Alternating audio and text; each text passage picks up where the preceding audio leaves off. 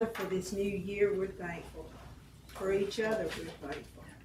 And we're thankful that we're able to come together as a group and work on behalf of the students of this great state.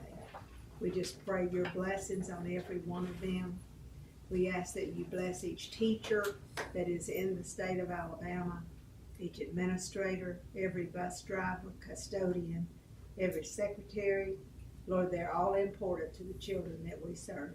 Give us knowledge today as we go about doing the work that you have laid for us. In Jesus' name I pray. Amen. Amen. Thank you. The first item on our agenda is a resolution in recognition of student name, school system name, elementary division, best of show 2025, state superintendent's visual arts exhibit. Mr. Markham. It looks a little bit like a deer in headlights. Did you want to have some discussion about this resolution? I don't have any discussion. I don't know anything to discuss. Is this where we it's do that all every over year. at the Capitol Right. and so, Yeah. so 1 and 2 1, 2, and 3. and 3, so. Any discussion about the visual arts resolutions that are listed on our agenda? I think they're Very great. common. But no, I think that's good. If I may, I think Sure. they're just here because they're regularly scheduled for next month, so we place them a month before in case there's any discussion. So just, Okay. yes, ma'am. Thank you. We'll move forward to the Arts and Education Month in Alabama, declaring March 25th to be that month. Do we have any discussions concerning March 2025 as the Arts Education Month in Alabama? Do you have any discussion? Yes, sorry to be late walking in. No, ma'am, nothing in particular. So we'll do Arts Education Month in March. We will do. Mr. Meadows is back there. I haven't had a chance to talk about this much about, but we'll do something like we've done before with the arts show. We'll do a big thing around the March meeting. Probably do something the day before again. March the 12th, Alabama March Shakespeare 12th. Festival, Octagon. Oh, so March there you the go. 12th. March So the we'll 12th. do all that March the 12th. So it'll be our February be big career tech month. March will be our big arts month. And I think there's several. I know you've already gone through some of those. But essentially, there's several of those that are all related to the arts month. They are. So may I ask, are they on display in March over at the Capitol, or are they in February? Andy, they go up in February, don't they? So the secondary show will be in January. They'll strike the show and then put up the elementary show this year. We flip-flop it each year Okay. so that winners coming in can go by the Capitol Right. first before coming out to the awards. So- So the elementary will be up in March. In March is the elementary. Okay, thank you. Did you say it was January? I'm sorry if I It's did that wrong. February. February and March. February, March. So February is high school and March is, It was secondary, so yeah, it's, I yes. mean, yeah, thank you. Any other discussion about the arts? The visual arts or the exhibits? Let's look at item number 5, resolution in recognition of Tricia Oliver, East Sanford School, Auburn City School System, 2024 Alabama Arts Education Association Art Educator of the Year. Do we have any discussion concerning recognition of Ms. Oliver?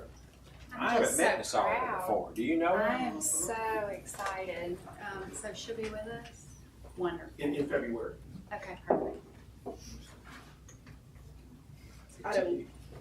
Item number 6, there's a resolution in recognition of Jamie Stevenson, Vestavia Hills High School, Vestavia Hills City School System, induction into the Educational Theater Association National Hall of Fame.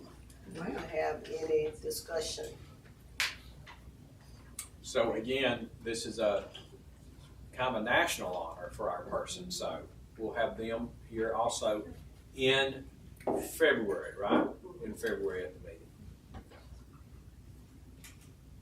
Item number 7, resolution proclaiming February 3rd through the 7th, 2025 as Alabama School Counseling Week.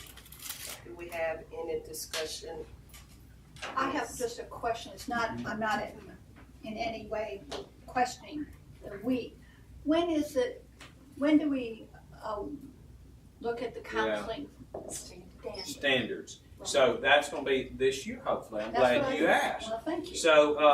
So these, number 7 and number 8, deal with the counselor, school counseling week, and then the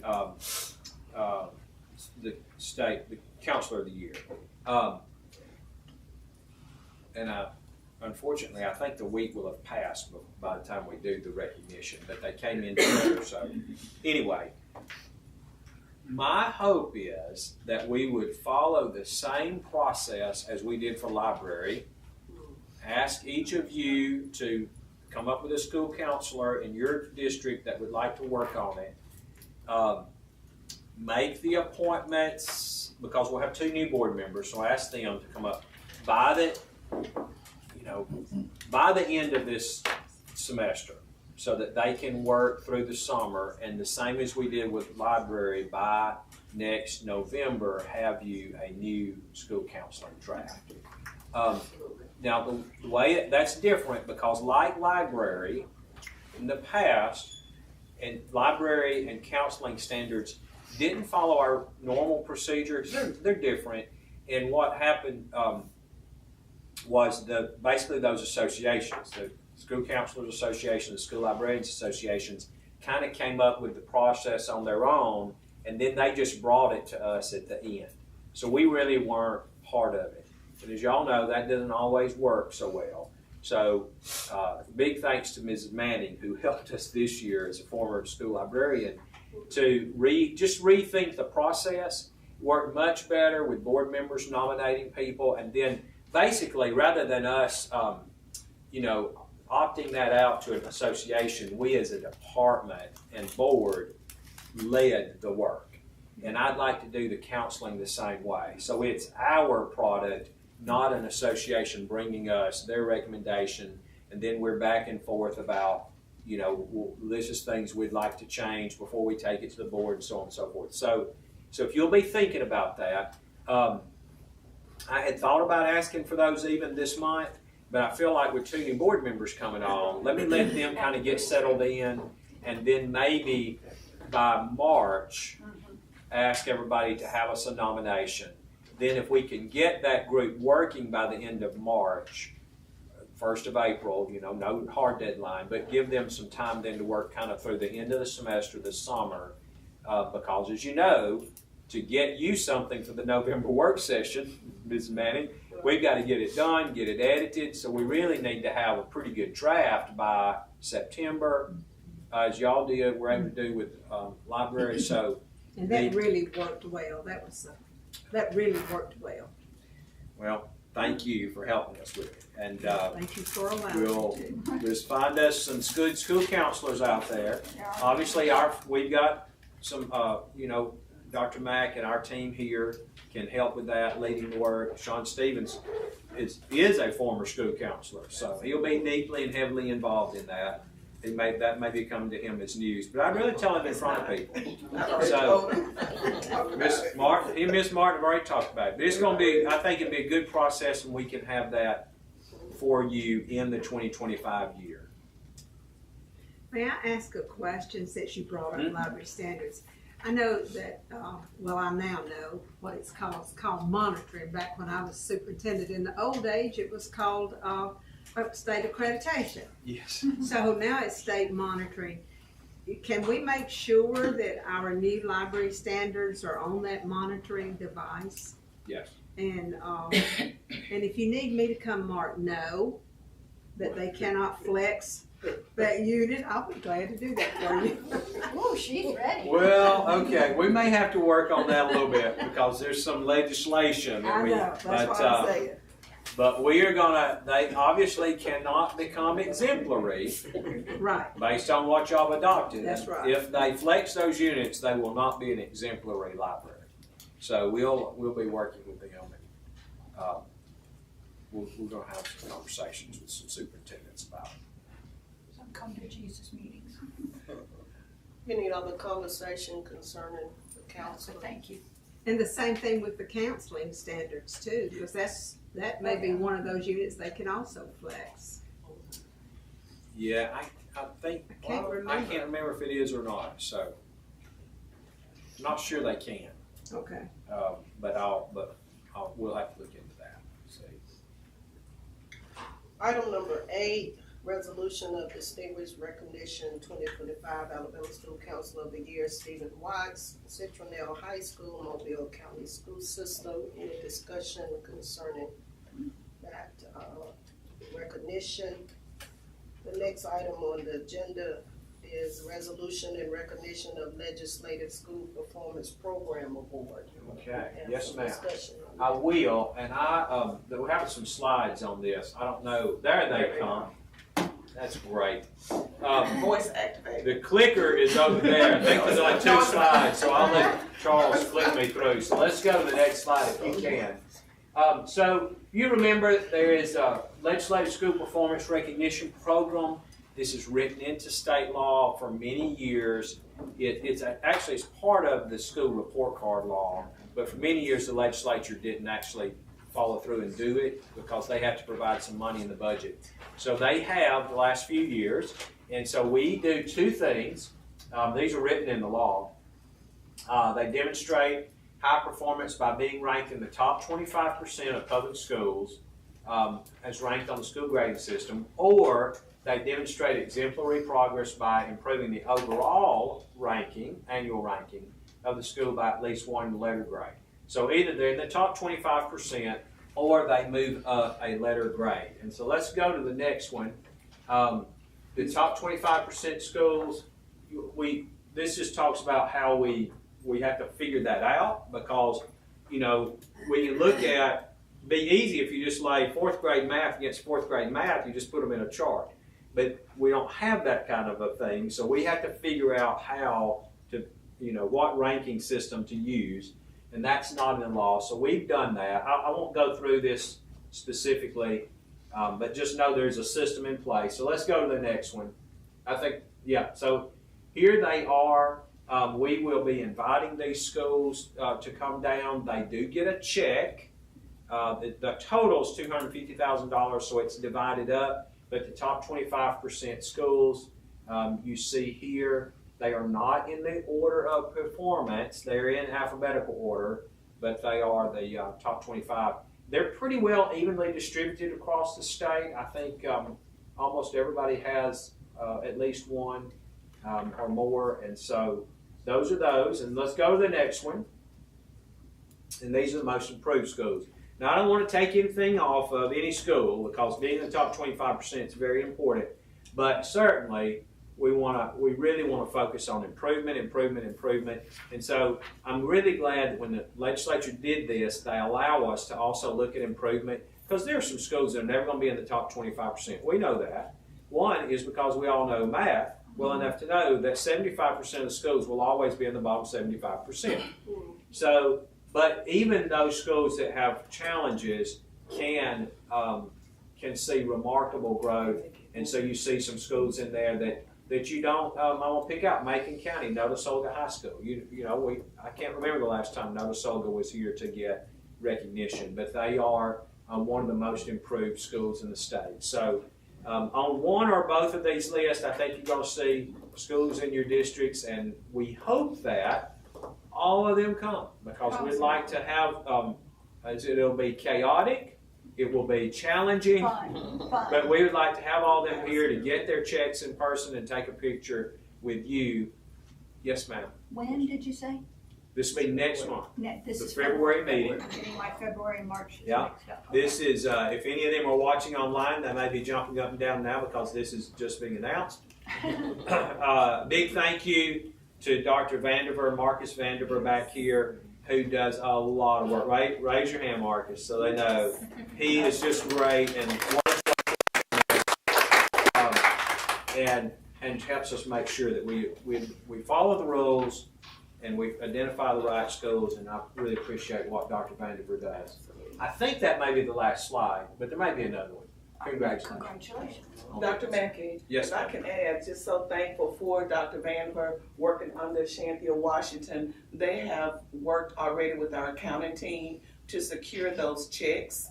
And when they come for the February meeting, Dr. Vanver has made certain that they will be receiving their financial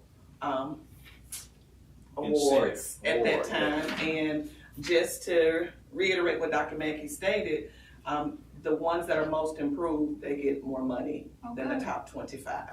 So the incentive is even greater for them. But again, I can't thank you enough for your work and hearing me constantly by getting that done. You are most appreciated for that work. So thank you, thank you, thank you. It is called the Legislative School Performance Recognition Program. That's the way it's written in the law, and we will invite legislators to come over. That's a legislative day. So we'll invite them to come over to the meeting. As y'all know, it kind of depends on what other business they have going on, if they make it or not. But hopefully we'll have some good interaction with legislators that day.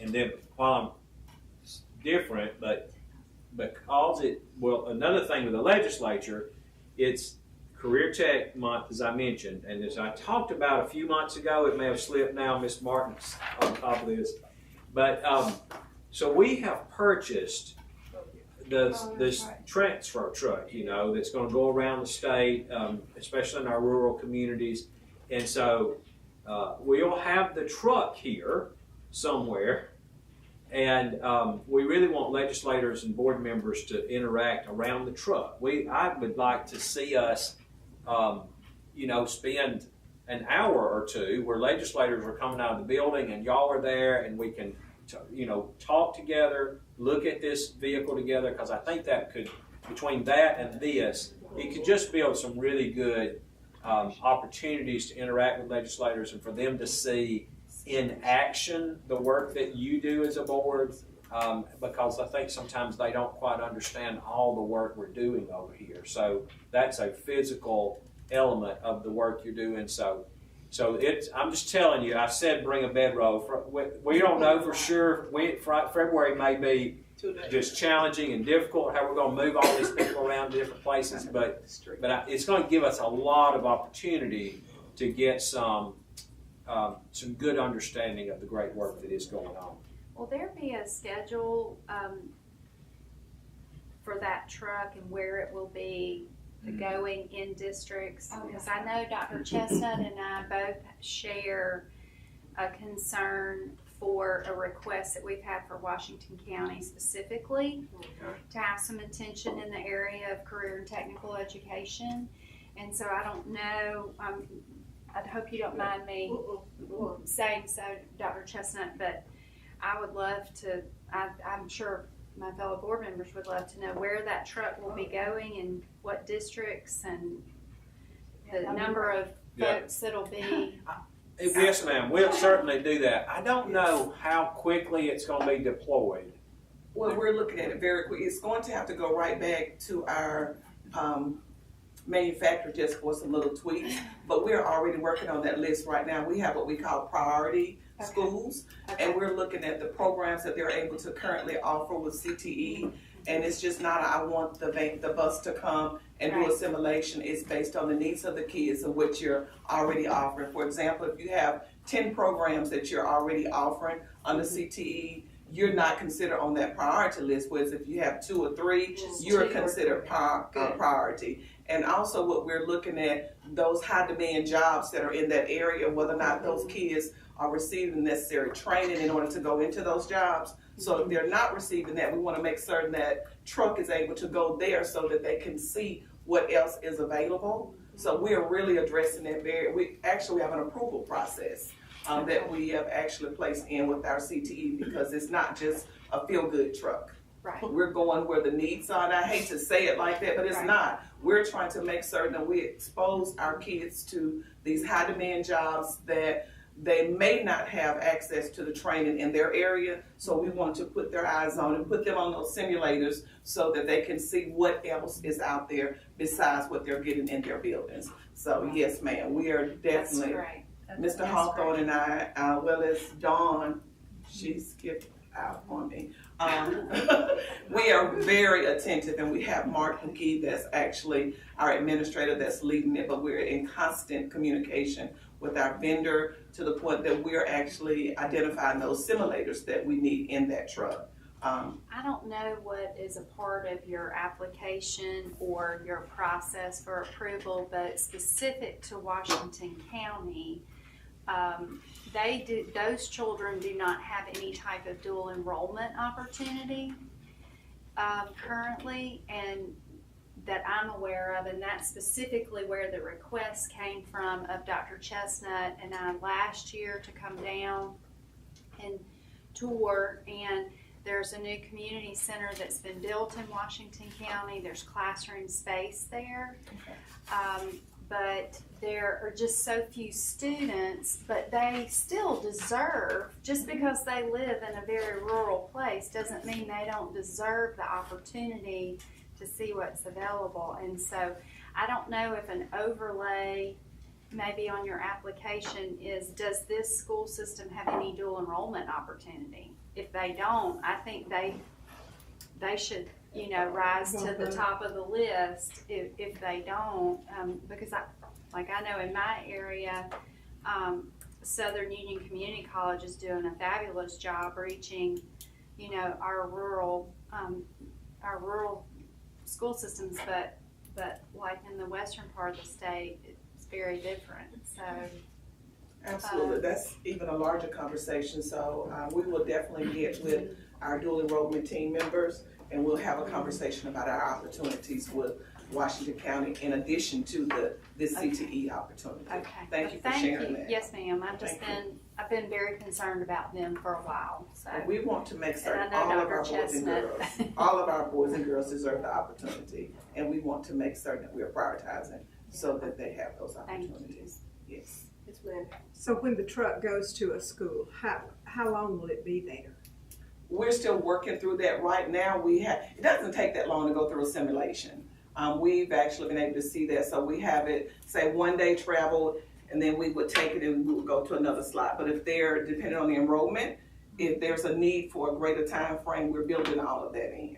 So there's nothing that dictates you can only stay there 4 hours. okay. We are making that determination here at the department based on our needs. And that was gonna be my question. So is the visit to the school district more exposure, or are you trying to cover a module It's or exploratory. something? Exploratory. It's okay, a simulation. exposure. They Okay, actually get more on there and they're exploratory. able with the headset. And exposure. Yes, ma'am. Okay. Yes, ma'am. So that they can have an awareness of what else Okay. is out there. And I'm gonna drive the truck. Oh. I am only kidding, and this is recorded. I'm only kidding. Trish. You better watch out. Jason, no. There's no liability. No. We have a small board of adjustment budget. I'm only kidding. Laughter is good for the soul. I heard those insurance rates go up. I had to correct that. I would love to do that, but I'm going to make certain that we participate in those tours. And what I can work to do, Dr. Mackey, is make certain we have a schedule of when the truck will be in our various board districts, so that we can make certain you all have the opportunity to be there when it's parked. So is it more like middle and high school? I mean, certain areas? 8. 8 through, Yes. okay.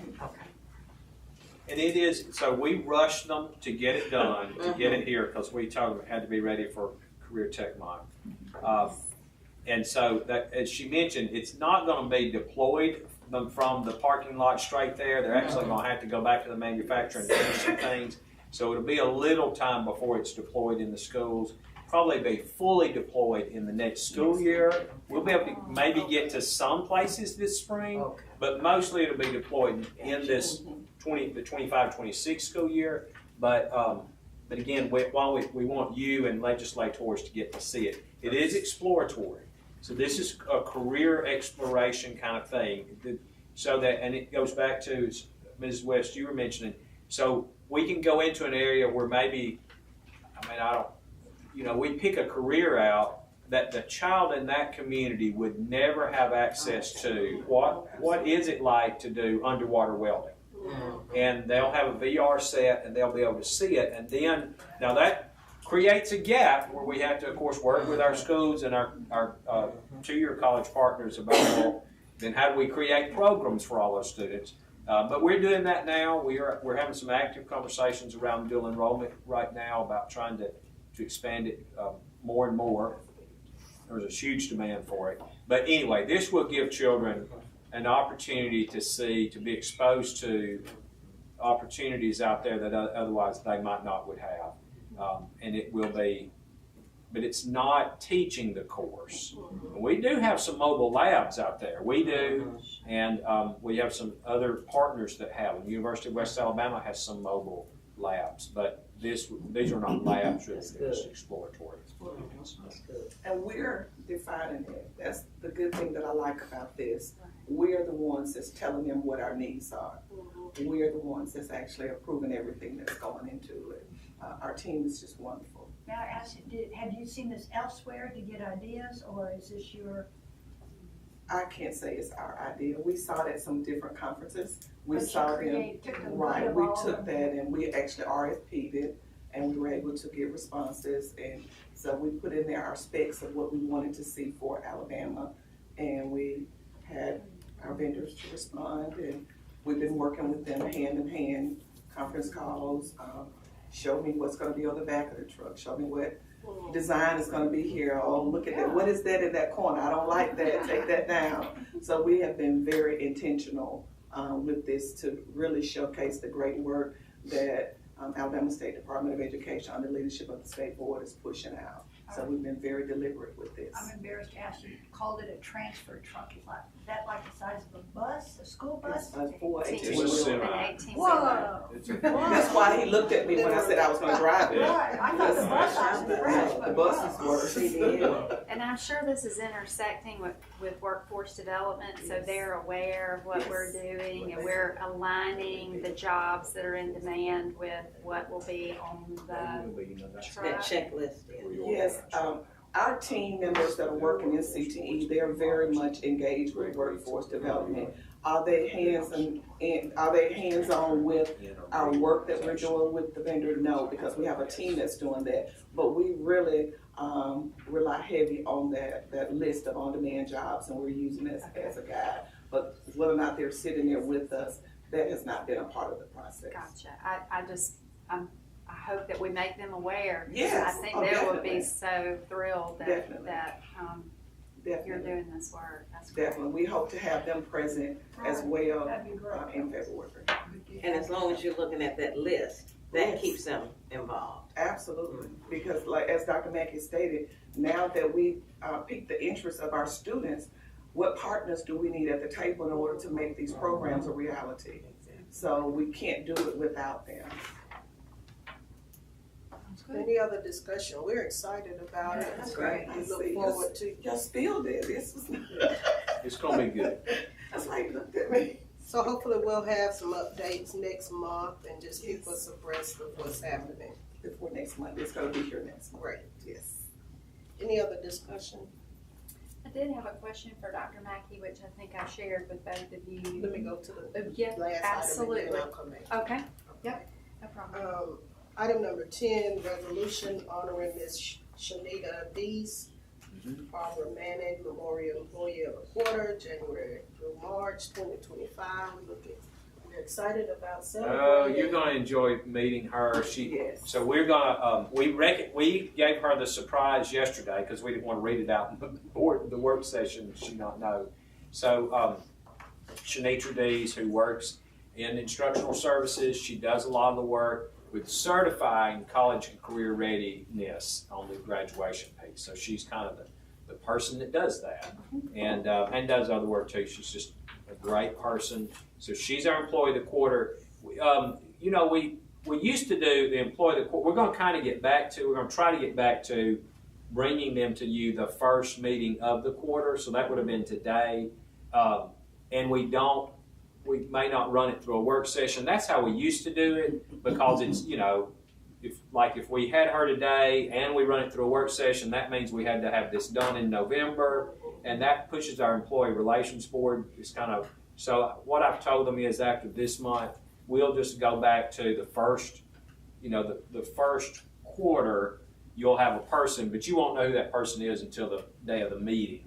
But we'll try to bring somebody the first meeting of the quarter to you. So, but it's a great program to recognize our employee of the quarter, and they get a parking space underneath. So Shanitra, particularly yesterday, you know, this is a really good time to get your parking space on the building. Really? You're having to walk a quarter wet. mile. Yeah. So anyway, she's a great employee, and we're excited about it. And Dr. Becky, she's under Sean.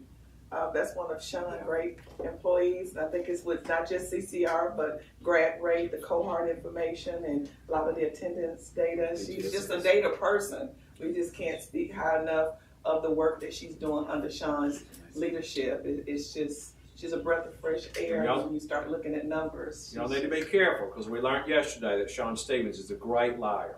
Because he got her to the ceremony, and she had no idea what she was doing. She had no idea why she was there, but he had to make up something really good to get her to where we were recognizing her, because she didn't want to leave her work, I think. So. She didn't want to leave what she was doing. Yeah. But he took care of it. For Sean's leadership with her. Well, that speaks volumes about her. Yes. So it'll be, I know this 10 items, they look like they're light, well, they are light in a lot of ways, but realize that does not mean that we'll be a short meeting, because we'll have all these recognitions, we'll have a lot, and then, so it could probably be a regular length meeting, and then we're going to work out the schedule about getting you across the street and all of those kind of things. So. Board members, do you have any questions before Dr. Mackey comes with his updates? Anybody? Yes, what you need to. Yes, Dr. Mackey, I think I shared with you that I have received several calls from the media in District 2 over the last week and a half, and then phone calls from constituents in District 2 regarding the CHOOSE Act. And I have shared that, the department intersects with the Revenue Commission at some point, but that is not a law that we are overseeing the administration. Right. And I have not felt comfortable answering questions because I don't want to speak for someone else. So could you just tell us where we are in the implementation? I believe this is just for parents of special needs children at this time that are applying. I think it's not special needs this year. I think it is, I actually looked into this last night. Okay. And somebody out there probably can help me with it. But it starts out based on poverty. Right. And in the first year. So they're applying right now for next fall, 25-26 school year. We also are getting a lot of questions. I got media questions about it this morning that I couldn't answer.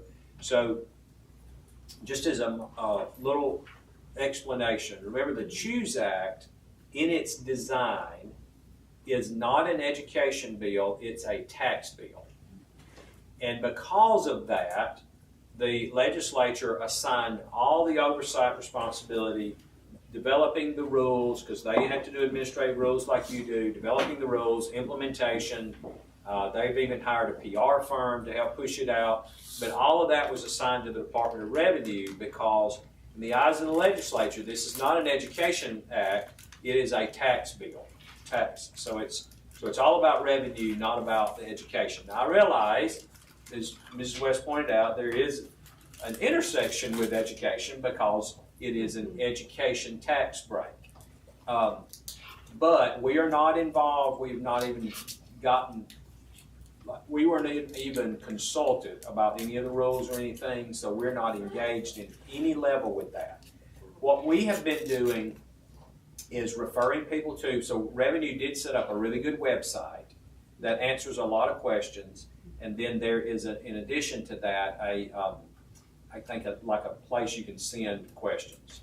So we've been referring parents for many months to just, you've got to go to Revenue's website. We've gotten dozens of calls, probably more than dozens, from parents because they assume that is an education bill. That's what But we it's call it. designed as a tax relief bill, not an education bill. So, or I shouldn't say tax relief, a tax credit bill. There are a lot of questions. There's a so the first year it is based on family income. It is available to families up to 300%. So 25-26 academic year, participating students whose family have an adjusted gross income not exceeding 300% of the federal poverty level for the preceding tax year. The first 500 ESAs will go to participating students with special needs. Second priority goes to participating students who are dependents of active duty service members enrolled or assigned to a priority school. Remaining awarded for participating students based on the family's AGI as a percentage of the federal poverty tax level for the preceding tax year. And there will be a priority to siblings because they take whole families first. So that's year one.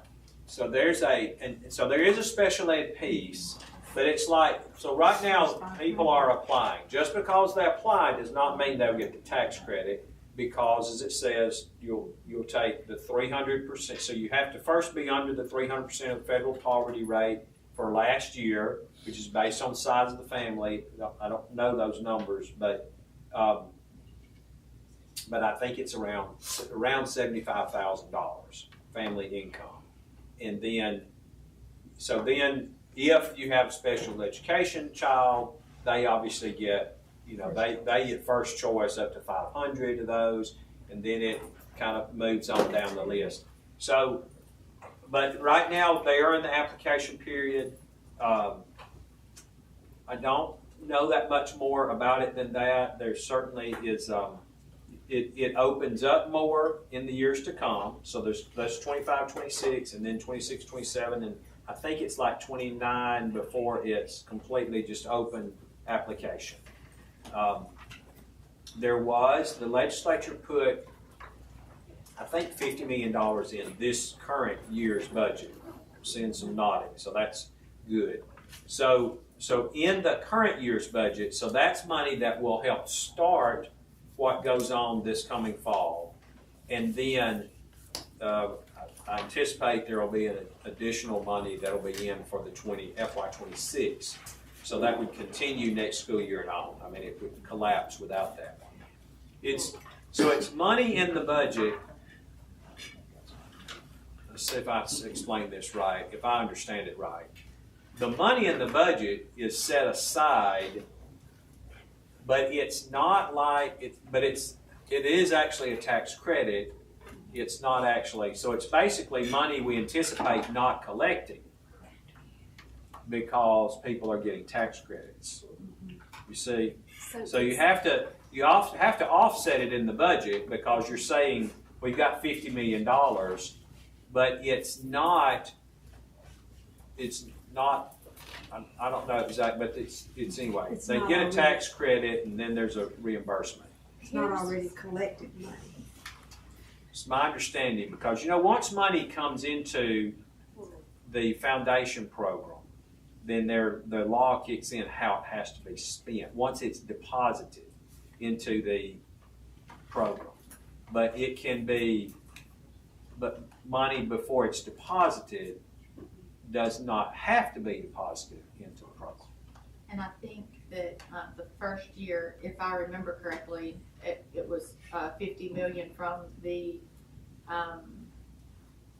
supplemental that was set aside already. So that it is a tax credit, but there was $50 million front loaded from the supplemental for the 24 for this next year, and then it'll be a legislative appropriation for $100 million. So if I'm a parent, this is, I think, where I'm confused. And maybe others are confused as well. So if I'm a parent and I have applied, and this is a tax credit, what if I'm already living below the poverty level and I'm not paying tax? I've got a child in a high priority school, and how, I guess, how does this help Yes, me? ma'am. So you can get a tax, so the difference, I don't know, I'm way in over my head. But it is a tax credit, not a tax rebate. And the difference is, to get a tax rebate, you have to pay taxes. And you can't have a rebate that's above the amount you pay. But a tax credit you can get even if you don't pay taxes, or you can get a credit. Let's say my total owed taxes is $5,000. I can get a tax credit for $7,000 or $8,000 and actually get the benefit above what I owed in taxes. And so that's why it's a tax credit bill, not a rebate bill. So you don't have to pay the money up front. It's So essentially, those they can apply for families would apply for it, and they would receive a check for the credit. the money goes directly to the institution. Institution. Okay, good. Yes. Okay. Doesn't pass through the parents' hands. Okay, and where we intersect is oversight if it's a school. So there is If a it's a public provision school. that if you are leaving your home assigned district where you leave and you're going to another district that allows outside students to come and charges tuition, Yes. the law does allow that tuition, that the payer of that tuition, to apply for the tax credit to cover the tuition. Now, I don't know, I don't, like this again getting in deep for me, because I haven't seen any rules that define limits on that and so forth and so on. So I don't know how the Department of Revenue is dealing with that, nor for sure where that falls in the priority list. My assumption would be that if I want to apply to go to another district and just cover tuition, and I'm below the 300% poverty, then I would still be in the priority group. Okay. I've had superintendents calling and asking those questions, and again, I've been sending them to revenue because I don't know how to answer those questions. Right. Well, I'm afraid, I know how I think they should be answered, but I'm afraid to answer them because that may not be the way revenue interprets it. And that's what we were worried about. We don't want me to We- say something. And then Yes. Tracy say something a little different in every one of us, because what I'm hearing is the best thing is to send them to the Department of Revenue. Absolutely, send them to the Department of And I Revenue. hate to do that when Right. people have legitimate questions and it's confusing. I don't want constituents in District 2, when they call with a question, for me to not be able to handle the question. So when the rules are available, will you get them to us so that we can Sure. at least have some clarity around this? Because And we would be glad to invite somebody from revenue to come to a work session and That would be interact great. with I you mean, if you'd like I that. think that would be a great They idea. pass some rules, some things are public, some would be internal controls, but we haven't done an official statement simply exactly for what you're saying, that we do not interpret that or manage that. But if you would like to hear from them, or something we could arrange. Let's see what we can do about that. That might be one of the easiest. Because as Tracy said, sometimes the parents think we're just punting and not, I know. Right. and then they get a little bit upset, where if we have some basic knowledge and then refer them also, Okay. would be very helpful to us. So the schools that can receive this money have to make application to receive this money. That's right. Homeschool or I know Lee County was doing had early on said they were going to apply as a provider. How many public schools have we? I haven't looked at that list to see I don't know. how many public schools are being providers. Yes, ma'am. I don't know if any. Oh, the media say 3 public schools are Thank you listed as very much. providers. Wow. I bet they even know which 3, but I don't know. Oh, what can you University Charter School and Math and Science School in Mobile and other Connections Academy. But not Oh, so none no of the county traditional or public city schools. I knew about the Math and Science. Yeah, and those are all, I don't mind saying this, I'll get in trouble, but those 3, I did know about those 3, sorry. I was thinking about I was thinking- traditional schools. Yeah. Traditional. It's not clear to me what those three can get out of it, because they are all three by law forbidden from charging tuition. So I don't know what, if a student's going to University Charter School by law cannot charge tuition, I don't know what the tax credit's for. I'm not saying they can't get it somehow, but that'll be up to revenue to figure out, because they can't get it for tuition, because that's in the law. It would have to be, it might be, because the law does allow for things like tutoring and supplies. So it may be that parents can get their, like all their school supplies or their after-school tutoring or something, their computers. I don't know that. I'm not saying that's the case, but that is an open question, because it's clear in those three schools they cannot get tuition. Now, that obviously raises other questions. That I don't know how deep we want to get into that, but if you as a parent can put your child in a fully funded public school that does not charge you tuition, and you can get a tax credit for buying your kid a laptop, then I can't imagine why any school district wouldn't want to participate in that. Because, I mean, who wouldn't want that? So those things, I think, but again, we can't, if it was our bill, I would answer all these questions for you, but it is not our bill. And so that we'll have to get revenue to answer those questions. So it is my understanding that we will invite someone to come and. We will. That'd be great. Dr. Richardson. Oh, yes, very briefly, and I know Tina said she's going to send out some information, but I was contacted by a report in the Birmingham area about Senate Bill 34, where the board would be responsible for having to develop standards in reference to conflict resolution, violence prevention, for a course that would be actually implemented in high school. And I didn't know anything about it, so I called you. And I, did not respond because I wasn't even aware of it. I understand it was pre-filed on December 31st, and the first read is going to be in February. So I just wanted to put that out there in case someone else was contacted. But I think you're going to give us more information.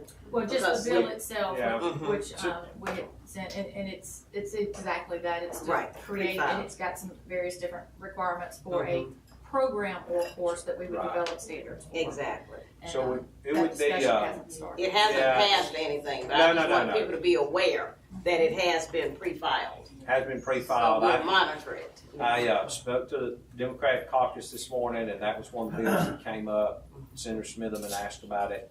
He didn't ask my opinion on it. He said something about it. And I told him we had read it just recently.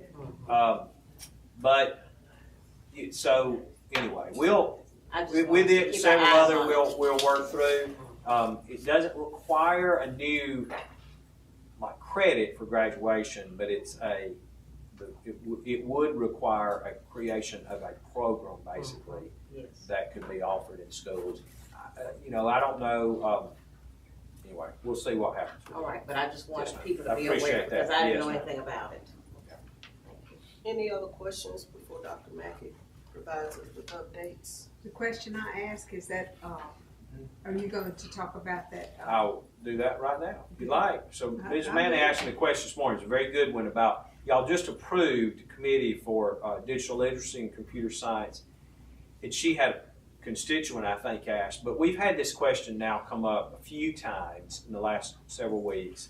And that is about, are we doing anything to help students when they go online to understand the difference in, I guess, real information and misinformation or disinformation? And of course we do, and there is already in our, they're already dealing with that in some courses. But I think we're going to ask this digital literacy and computer science group to really dig into that. Like, how do you help students make an assessment of truth? Truth's a hard word. Correct versus just made up information. We're not the only state dealing with this. In November, when our state chiefs group was together, this is something that just came up just as it did today, in conversation, because we're all talking about this. Like, how do you do it? We don't want to censure, we don't want to control, but how do we help students have the skills so they can read and look? Now, we've done that forever. We've always done it. That is the process of writing a research paper. You go and look at resources and you compare resources against each other and make decisions. And if you have 6 resources and one of them has facts that don't match the other 5, you got to go deeper, right? You got to question. The problem is with social media and so much proliferation of information on the internet, it's hard to do that kind of fact checking in real time. So we're looking at that.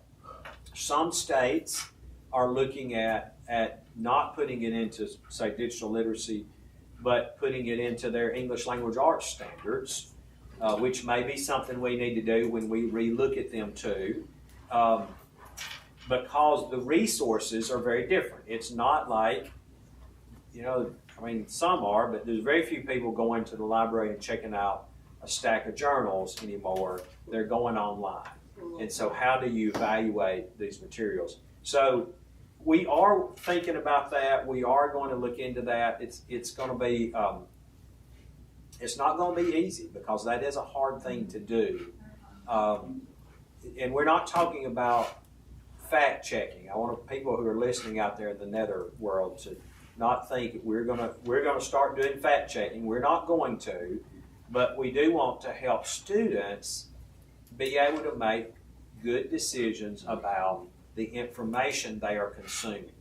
And y'all know this is very scary how much information they've got to consume. I mean, it really is.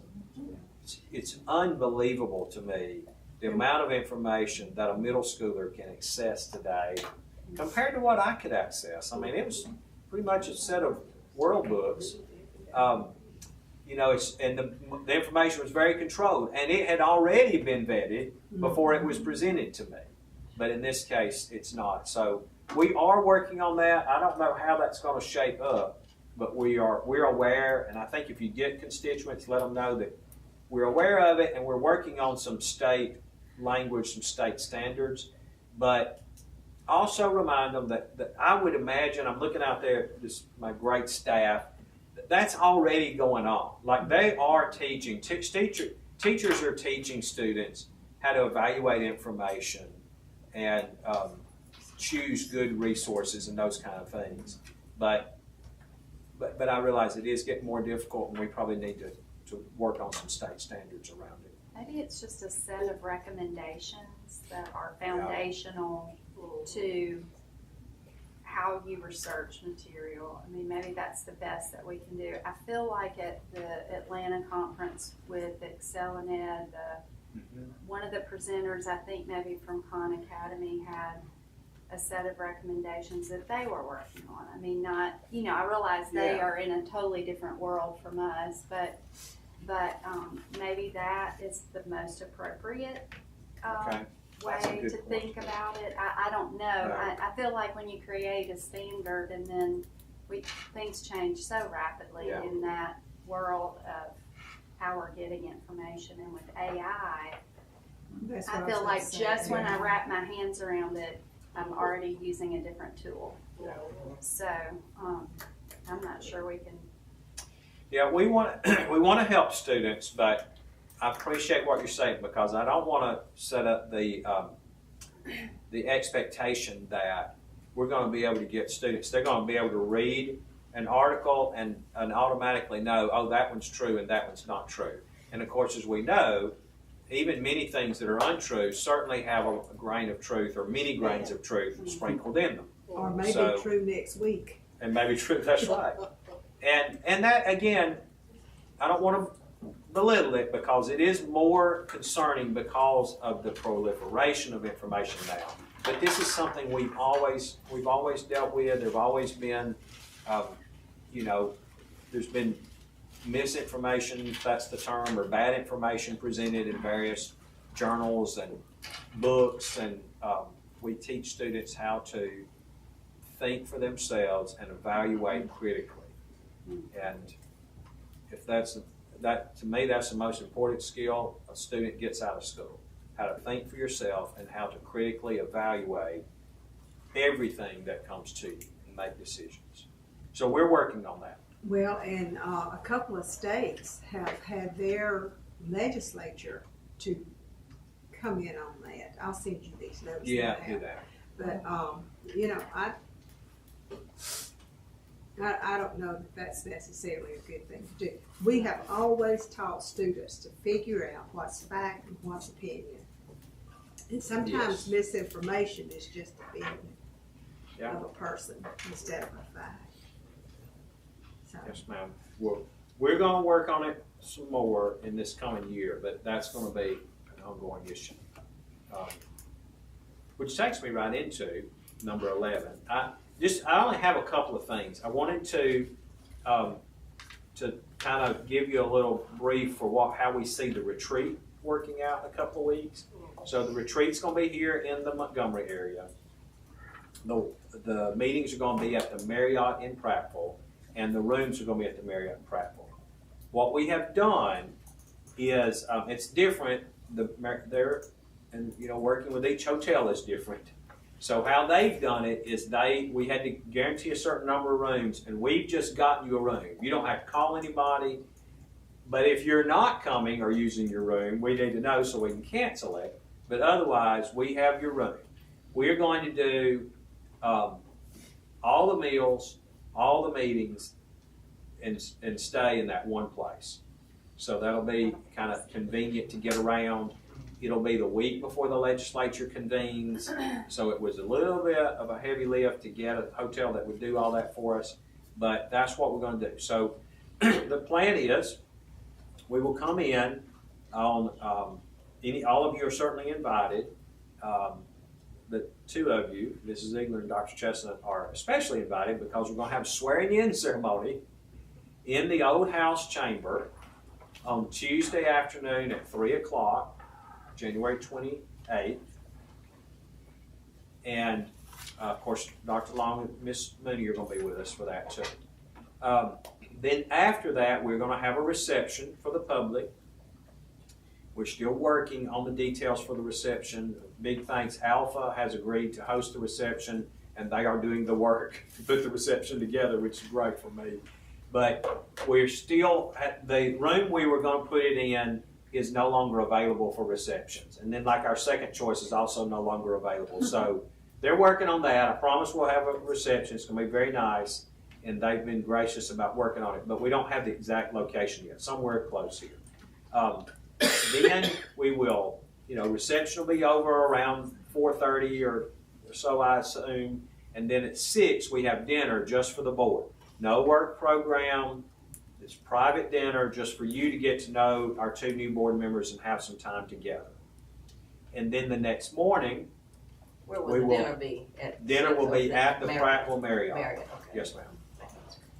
And then we will, the next morning, we have asked Dr. Karen Anderson and Ms. Bonnie Short, sitting in the back row back there, to each take about an hour to go through updates on the Alabama Reading Initiative and the Alabama Numeracy Act, Office of Mathematics Improvement, I should say. Not just the Act, but the Office of Mathematics Improvement, and where they are. And be thinking, so this is for your benefit, but this is also, I'm trying to think, and been talking with Dr. Chestnut about, and we're going to have 2 new people coming on, and how do we get them up to speed, and also give you updates on the work that's been done and is being done and what's projected in the next year. So we think an hour each on those, and then we will spend the rest of the morning working on updating on legislation. So bills like the one that you just mentioned, that will, I'm sure there will be many more bills filed between now and then budget. The budget, I realize y'all have gone over and over and over the budget, but again, I'm going to have 2 new board members that will not have had that benefit, and I feel like if I could just spend 15 minutes kind of highlighting our budget request and maybe what we expect. We won't see the budget until the next week, so it's a little, it'll be a little bit hard because I'm going to be basically going off what I know, not the actual document that we won't see to the next week. But I think it'll be good for them and for all of us to refresh ourselves on what our requests have been and where we see the budget moving. So that would get, and then we'll have lunch together. We're not going to do a school visit or anything like this time. Now, that day also, it's going to be a full day. So January the 29th, that day is the day that the National Assessment Governing Board has announced that the NAEP scores will be released. They will become public probably, don't hold me to this, but if they follow probably like at 12:01. And so when you wake up in the morning, they will already be in the New York Times. So I think that if we spent the whole day together, and I didn't mention, didn't have anything to talk about them, then, so I probably will spend, Miss Martin and I are talking about that. Obviously we can't do it yet. That may be kind of a last minute thrown together presentation, but we will talk a little bit about where we are with the NAEP results, because obviously it's going to be media on that day. In some ways that's great, and in some ways we couldn't have picked the worst day for a retreat because there's going to be so much going on, but it's, it is what it is. We didn't know when they were going to be released until very recently. They've gone back and forth and back and forth and back and forth about whether to release it in this current administration or the next administration. It was determined they would not be released till after Inauguration Day, but we didn't know when after Inauguration Day, and so we just recently got the information. It's going to be January 29th. So that'll also take some time. I am leading a national panel discussion on the NAEP results that afternoon at 2 o'clock. So if you're not finished by 2, I will be checking out at 2 and getting on a Zoom meeting. But I think we'll probably be finished by 2 o'clock that afternoon. So anyway, all that's coming up the next month. It's not a month. That's actually the next couple of weeks. And then we'll be finished that. I really kind of figure we'll finish up around between 1 and 2 o'clock. I'll go do that panel probably from the hotel somewhere, try to get a room there somewhere to do it, unless I can get back to Montgomery, and then that'll, we'll kind of wrap up.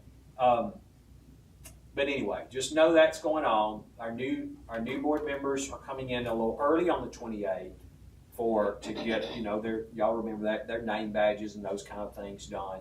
And then we will do their, I wanted to invite you to this. You don't have to come, but, so we've got ethics training in person set up for them at 8:30 on the day of the February board meeting. So it's the 13th.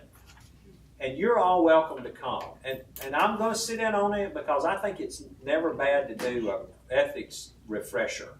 And so we've invited them to come do that in person. We'll have somebody over here from ethics rather than them having to do the online training.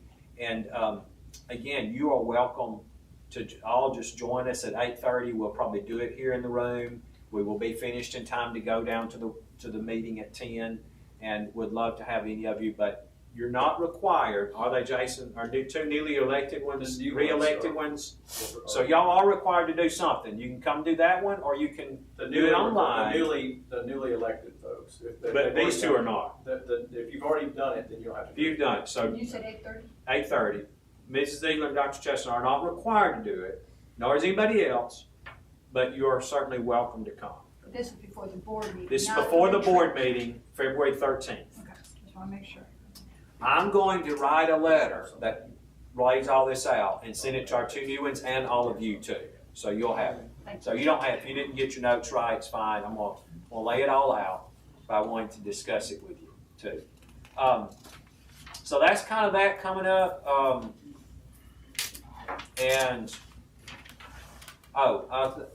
The governor has declared a state of emergency for the northern tier of the state.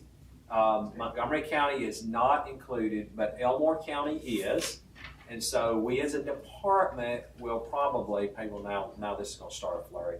So what we'll do is we're going to go remote work tomorrow, because even though Montgomery's not in the state, half of our employees live in the state of emergency areas. And so so we'll go remote. We had to do that on parade day because the streets shut down here for the Montgomery Christmas parade. So employees who want to, work will have to answer email, they can answer their phones home, they'll answer phones, answer email. So the outside world won't know anything's changed, but we won't physically be here in the building tomorrow. And some people may choose to come in if they're not in the emergency area, but they're going to have the option of working remote for a day if they want to, because that keeps us from, being half-staffed, so then we can continue the work. We just want people can do it from home where it's safe. We want everybody to be safe tomorrow and stay off the roads if they're in those areas. A number of school systems have closed already. I would imagine with the declaration of the emergency, which has happened since our meeting this morning, we would have, there's lots more than probably that have. So the line is just north of Montgomery. The state of emergency includes Elmore County, but does not include Montgomery and Autauga County. And so we'll, that's what we'll do tomorrow. So thank you, Dr. Chestnut. That's everything I had on my mind. But if there are any other questions, I'd be glad to answer them. We do have lunch upstairs. Have a great lunch waiting for you. Any other questions? If not, the work session is adjourned. Thank you. Yeah,